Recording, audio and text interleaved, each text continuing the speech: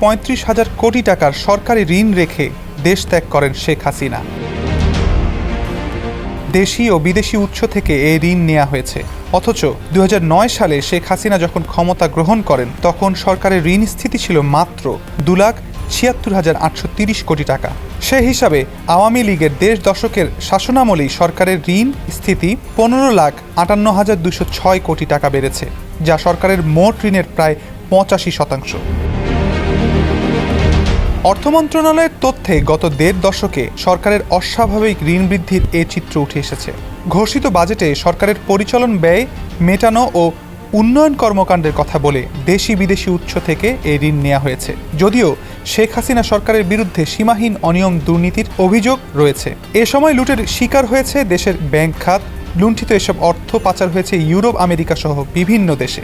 যুক্তরাষ্ট্রভিত্তিক গবেষণা প্রতিষ্ঠান global financial ইন্টিগ্রিটির তথ্য বিশ্লেষণ করে পাওয়া হিসাব অনুযায়ী শেখ হাসিনার 1.5 দশকের শাসন আমলে দেশ থেকে অন্তত 14,920 কোটি বা $149.20 বিলিয়ন পাচার হয়েছে। বাংলাদেশি মুদ্রায় পাচারকৃত অর্থের পরিমাণ দাঁড়ায় অন্তত 17,60,000 কোটি টাকা। যদিও বর্তমানে বাংলাদেশের ব্যবহারযোগ্য নিট রিজার্ভ রয়েছে $16 বিলিয়ন কম।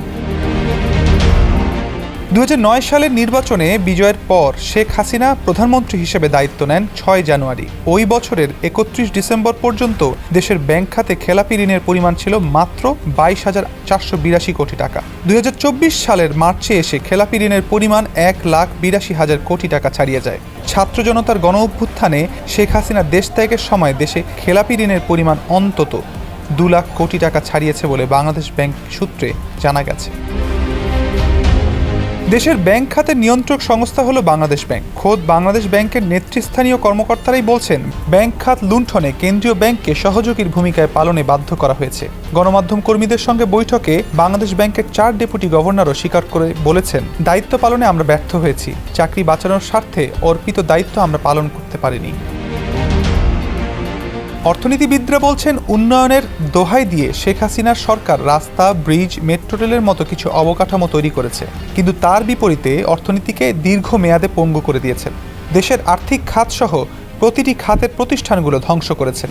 জরুরি ভিত্তিতে অর্থনীতিকে টেনে তোলার ও কার্যকর সংস্কার করা সম্ভব না হলে বাংলাদেশের সামনে ভয়াবহ পরিস্থিতি অপেক্ষা করছে। আওয়ামী লীগের প্রথম মেয়াদ তথা 2009 থেকে 2013 সাল পর্যন্ত সরকারের ঋণ বৃদ্ধির হার মোটামুটি স্থিতিশীল ছিল। তবে এ সময়ে দেশের ব্যাংক খাতে বেসিক ব্যাংক লুণ্ঠন, হলমার্ক, বিসমিল্লাহ কেলেঙ্কারির মতো বেশ কিছু বড় লুণ্ঠনের ঘটনা ঘটে। রাষ্ট্রায়ত্ত ব্যাংকগুলো লুণ্ঠনের শিকার হলেও তুলনামূলকভাবে ভালো ছিল বেসরকারি খাতের ব্যাংক। 2014 সালে টানা দ্বিতীয় মেয়াদে ক্ষমতায় আসার পরই দেশের ব্যাংক খাতে আবার লুট শুরু হয়। এ সময় লুণ্ঠন ও মালিকানায় পরিবর্তন হয় দেশের বেসরকারি খাতের অনেক ব্যাংক। দেশের সবচেয়ে বড় ব্যাংক ইসলামী ব্যাংক বাংলাদেশ লিমিটেড, সোশ্যাল ইসলামী ব্যাংক সহ অনেক ব্যাংক থেকেই মূল উদ্যোক্তারা ছিটকে পড়েন। একই সময়ে দেশি বিদেশি উৎস থেকে সরকারের ঋণ গ্রহণও অস্বাভাবিক হারে বাড়তে থাকে। বিপরীতে কমতে শুরু করে জিডিপির অনুপাতে সরকারের রাজস্ব আহরণ। 2016 সালের ফেব্রুয়ারিতে বৈদেশিক মুদ্রার রিজার্ভ চুরি যাওয়ার মতো পৃথিবী কাঁপানো সাইবার অপরাধ সংঘটিত হয়। অর্থ মন্ত্রণালয়ের তথ্য পর্যালোচনা করে দেখা যায় 2018 থেকে 2022 সালে 5 বছরেই ব্যাংক সহ অভ্যন্তরীণ উৎস থেকে সরকারের ঋণ বাড়ে প্রায় 4 লাখ কোটি টাকা। 2017 সালের ডিসেম্বর শেষেও অভ্যন্তরীণ উৎস থেকে সরকারের মোট ঋণ ছিল 3,20,272 কোটি টাকা। 2022 সালের শেষে তা 7,17,189 কোটি টাকা ছাড়িয়ে যায়। ব্যাংক খাতে সরকারকে ঋণ দিতে ব্যর্থ হলে গত বছর বাংলাদেশ ব্যাংক নিজেই নতুন টাকা ছাপিয়ে সরকারকে ঋণ দেয়।